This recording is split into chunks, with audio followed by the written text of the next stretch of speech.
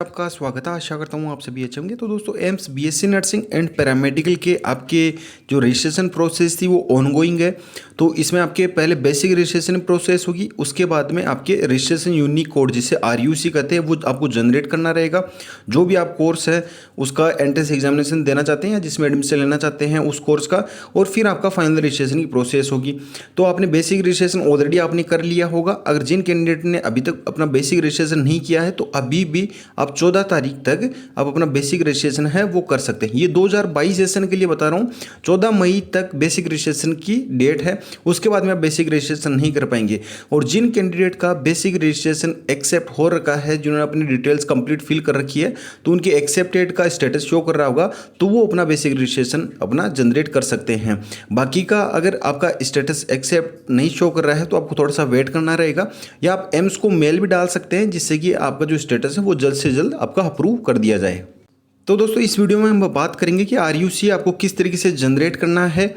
तो आपको सबसे पहले तो एम्स की ऑफिशियल वेबसाइट पे आना है। काफ़ी सारे बच्चों को एम्स की ऑफिशियल वेबसाइट का नहीं पता है, तो आपको emsexams.ac.in ये आप देख लीजिए। यहाँ पे www.emsexams.ac.in ये आपको यूआरएल बार में फिल करना है।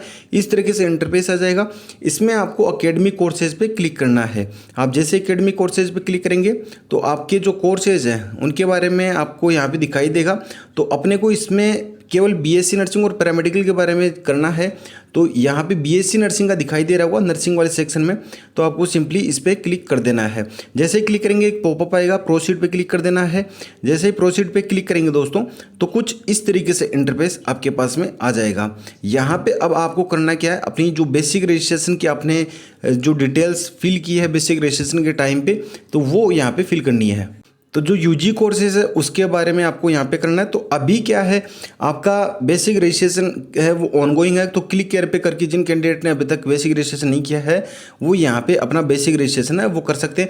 जिन्होंने अपना बेसिक रजिस्ट्रेशन कर रखा तो उनके पास में रजिस्ट्रेशन आईडी और पासवर्ड है, वो उस डिटेल के साथ में अपना लॉगिन करेंगे। तो रजिस्ट्रेशन आईडी यहाँ फिल करनी है, पासवर्ड यहाँ, और कैप्चा जो ये वाला है ये इस बॉक्स में फिल करके आपको सिंपली लॉगिन पे क्लिक कर देना है। अब आप जैसे ही लॉगिन करेंगे दोस्तों तो आपको इस तरीके से आपका स्टेटस दिखाई देगा। आप यहाँ पे देख सकते हैं your basic registration form is provisionally accepted. तो एक्सेप्टेड है तो आपका यहाँ पे एक्सेप्टेड शो करेगा। अगर आपका कोई भी एक्सेप्टेड नहीं है, कोई भी चीज़ जैसे आपकी फोटो वगैरह है, सिग्नेचर वगैरह ब्लर है या कोई भी इशू है, तो वो भी आपका यहाँ पे मेंशन रहेगा। तो अगर आपका एक्सेप्टेड नहीं है तो उसको आप एडिट कर सकते हैं। तो यहाँ पे जैसे एक्सेप्टेड शो कर रहा है, उसके बाद में आपको करना क्या है, आपको यहाँ पे आपको देख रहा होगा लेफ्ट साइड में यहाँ पे जनरेट कोड। तो कौन से कोर्स के लिए, जैसे बीएससी नर्सिंग के लिए करना तो बीएससी नर्सिंग को सिलेक्ट करना है, पैरामेडिकल के तो पैरामेडिकल के आपको सिलेक्ट करना है। और जो फीमेल कैंडिडेट है वो दोनों के लिए भी अपना अप्लाई कर सकते हैं, दोनों के अलग अलग रजिस्ट्रेशन कोड भी अपने जनरेट कर सकते हैं, 2 फॉर्म फिल भी कर सकते हैं। तो बीएससी नर्सिंग को आपको सिलेक्ट करना है। जैसे ही बीएससी नर्सिंग का सिलेक्ट करेंगे दोस्तों तो इस तरीके से कुछ जो मेरे पास डिटेल है उन्होंने पहले ही जनरेट कर रखा है। तो यहाँ पे इस तरीके से कुछ डिटेल्स आ जाएगी। यहाँ पे आपको कोर्स दिखाई देगा, यहाँ पे बीएससी नर्सिंग का, फिर आपको जनरेट कोड पे क्लिक कर देना। जैसे जनरेट करेंगे तो आपके पास में यहाँ आप देख रहे होंगे यहाँ पे, तो यहाँ आपको आपकी जो रजिस्ट्रेशन आरयूसी कोड है वो आपको मिल जाएंगे। उनको आपको नोट डाउन कर लेना। यहाँ आपका नाम रहेगा, यहाँ आपकी जो रजिस्ट्रेशन आईडी है, कौन सा कोर्स है, ये कोर्स जरूर देख ले। और फिर जैसे इन्होंने पहले जनरेट कर रखा है तो your code already exist, you can not generate the code again. तो एक ही कोर्स के लिए आप दोबारा कोड जनरेट नहीं कर सकते। यहाँ पे आपको आपके कोड दिखाई दे जाएंगे। आप जैसे ही ओके पे क्लिक करेंगे आपको उनको नोट डाउन कर लेना है। तो सिंपली इसी प्रोसेस से जैसे बीएससी नर्सिंग का किया, पैरामेडिकल का कर सकते हैं। जो अदर कोर्सेज हैं उनका भी, जैसे पोस्ट बेसिक बीएससी नर्सिंग है उसका भी आप अपना कोड है वो जनरेट कर सकते हैं। तो दोस्तों इस तरीके से अपना आरयूसी जनरेट कर सकते हैं। ये फाइनल रजिस्ट्रेशन की प्रोसेस में आपके काम आने वाला। फाइनल रजिस्ट्रेशन की किस तरीके से प्रोसेस करनी है स्टेप बाय स्टेप मैं आपको सेपरेट वीडियो प्रोवाइड करवा दूंगा जल्दी। अब दोस्तों आपको कोई भी डाउट है, कोई भी इशू है तो मुझे इंस्टाग्राम फॉलो करके वहाँ से जानकारी ले सकते हैं, या मुझे कमेंट बॉक्स में पूछ सकते हैं, या मेरी इंस्टाग्राम के अलावा जो टेलीग्राम की आईडी है, मेरी पर्सनल आईडी है, उस पर मैसेज करके जानकारी ले सकते हैं। @SC007 ये मेरी टेलीग्राम की पर्सनल आईडी, इस पर मैसेज करके भी जानकारी ले सकते हैं। अब आपको आपकी जो प्रिपरेशन है दोस्तों उस पर आपको फोकस करना है, क्योंकि फॉर्म तो काफ़ी लाखों संख्या में फिल किए जाएंगे। सिलेक्शन लिमिटेड कैंडिडेट का ही होगा। और पिछली बार की अपेक्षा इस बार सीटों में भी इंक्रीमेंट देखा गया है, तो सीटें जितनी इंक्रीज हुई है उतना ही कंपटीशन भी काफ़ी टफ रहेगा। क्योंकि अगर प्रीवियस ईयर का देखा जाए तो उतने बच्चों को ध्यान नहीं रहता था कि एम्स का किस बेस पे एडमिशन होगा, नीट के बेसिस पे उस कन्फ्यूजन में रहते थे, या एम्स का लगभग जो बच्चों को है उनका पता ही नहीं रहता था। लेकिन इस बार सभी बच्चों को पता है कि एम्स का किस तरीके से एडमिशन होगा, बीएससी नर्सिंग या पैरामेडिकल में।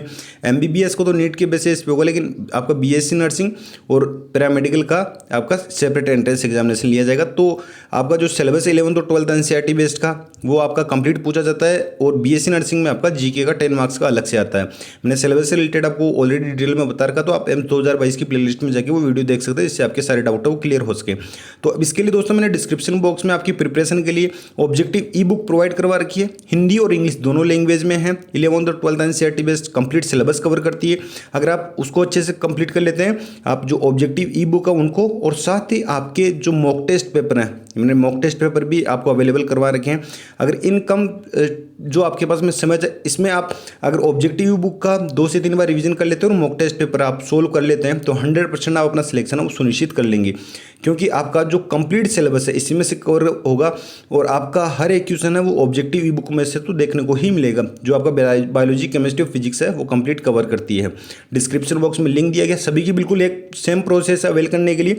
ये आपको ई फॉर्मेट में ही अवेलेबल रहेगा। आपको जो लिंक दिया गया डिस्क्रिप्शन बॉक्स में उस पर क्लिक करना है। इस तरीके से इंटरफेस आएगा, बाय नाउ पे सिंपली क्लिक कर देना है। जैसे बाय नाउ पे क्लिक करेंगे अपनी डिटेल्स फिल करनी है, जैसे अपना नाम, अपनी active mail ID, contact details, और आपको नेक्स्ट पे क्लिक करना है। जैसे नेक्स्ट पे क्लिक करेंगे आपको पेमेंट के लिए पूछा जाएगा। फोन पे, Paytm, debit card, credit card, net banking, जो भी आपके पास पेमेंट सोर्स हो उससे आप पेमेंट कर सकते हैं। पेमेंट कन्फर्मेशन के बाद में डाउनलोड फाइल का ऑप्शन आएगा, वहाँ से आप अपनी ई बुक को डाउनलोड कर सकते हैं। सेम इसी मेथड से मॉक टेस्ट पेपर हैं उनकी फाइल डाउनलोड होगी, और उस मॉक टेस्ट पेपर की फाइल में सारे जो मॉक टेस्ट पेपर उनके लिंक आपको अवेलेबल करवाए गए, उनको कॉपी करना, ब्राउजर में पेस्ट करना, आपकी मॉक टेस्ट है वो स्टार्ट हो जाएंगी। तो मॉक टेस्ट से आप अपनी स्ट्रेंथ वीकनेस समझ सकते हैं, कितना स्कोर गेन कर पा रहे हैं, पेपर लेवल किस तरीके का आएगा, सारी आप मॉक टेस्ट के बेसिस पे आप समझ सकते हैं। तो दोस्तों ये स्ट्रेटजी जरूर अपनाइए, इससे आप अपना सिलेक्शन सुनिश्चित कर सकते हैं। बाकी आप पे डिपेंड करता है कि आप स्मार्टनेस से आप अपना सिलेक्शन लेना चाहते हैं, या बाकी की जो लाख क्वेश्चन के आप फॉर्म फिल किए जाते हैं उनके हिसाब से आप चलना चाहते हैं, वो आप पे डिपेंड करता है। तो दोस्तों फिलहाल के लिए ये अपडेट थी, मिलते हैं नेक्स्ट न्यू वीडियो में नेक्स्ट अपडेट के साथ में। धन्यवाद, जय हिंद, जय भारत।